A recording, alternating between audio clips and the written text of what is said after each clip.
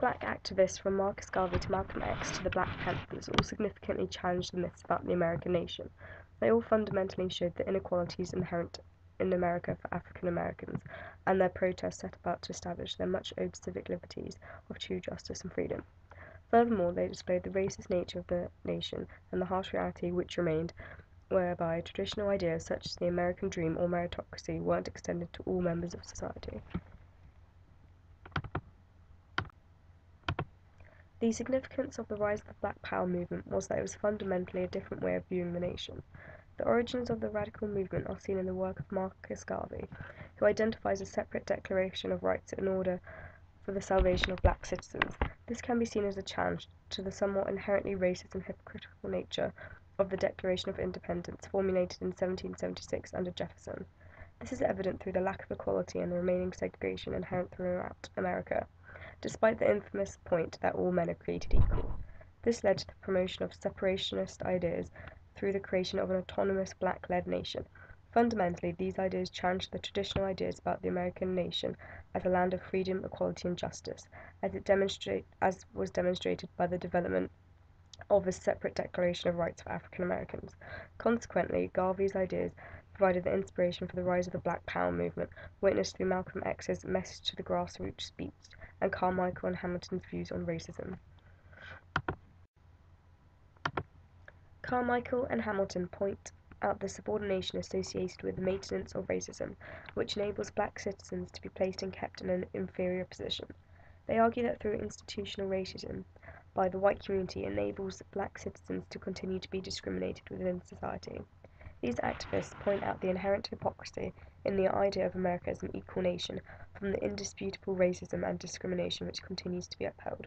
Primarily, these ideas about racism and inequality reach a climax in the 1916 civil rights protests, which highlight the degree to which African Americans weren't attributed equal rights and liberties as white citizens. Therefore, this invalidates the mythical belief in the American dream and the idea of meritocracy, as it isn't universally extended to all classes or races, but remains for the white suburban middle class. This is demonstrated in a wide variety of aspects in everyday life, from the restriction in employment, housing, and to education which black citizens faced.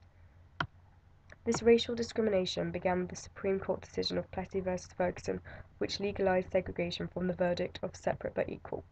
Fundamentally, this illustrates the lack of equality within America, as African Americans aren't regarded as fully equal with other white citizens, which led to years of protests which followed in order to gain the right to their freedom and liberty. The origins of these discriminatory race relations are arguably from European colonization, whereby the victors dominated inferior groups through their more civilized technology, military, and intellect. This arguably formed the basis of racist ideologies, as witnessed through social Darwinism, which prioritizes a more civilized group over other inferior races. They pinpoint that these racist ideologies remain in American society and attitudes, and enable a white power structure to maintain control over political and socio-economic aspects of black everyday life. Therefore, the white superior group maintain their status, control, and to some extent subordination over the inferior black race. Malcolm X developed upon these ideas and viciously prompted the emergence of black nationalism in the context of a worldwide revolution for equality. He believed that violence was necessary in order for a black revolution to be successful against the oppressive whites in society.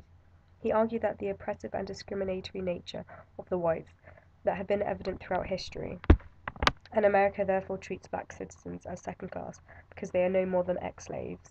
He goes on to point out the oppressive white nature throughout history and uses the example of the Chinese Revolution to emphasize the importance of using violence and self-defense in order to defend one's rights and equalities. Therefore, he fundamentally argues for black citizens to become more military assertive in order to actively fight for their equality. This radical approach marks a significant break with the civil rights movement, as Malcolm X's views starkly contrasted to the more moderate activists, such as the view of Martin Luther King, who promoted non-violent protests at all costs.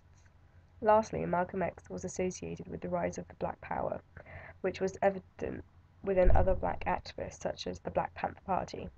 The BPP drew their inspiration from the radical views of Malcolm X and promoted the idea of liberation through separation.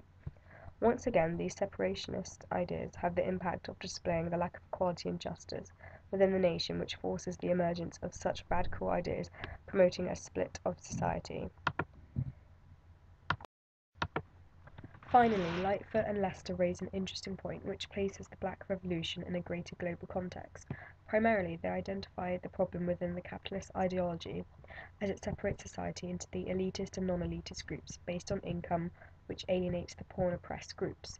Therefore, capitalism upholds an aspect of racial oppression, as the poor black working class groups are degraded from the lack of wealth, enabling a controlled white elite group to dominate them.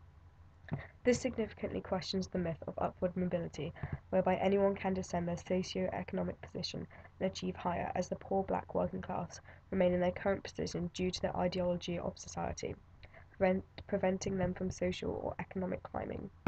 Therefore, this questions whether equality and justice can ever be achieved in a society dedicated to separating its population in terms of wealth class and consequently race.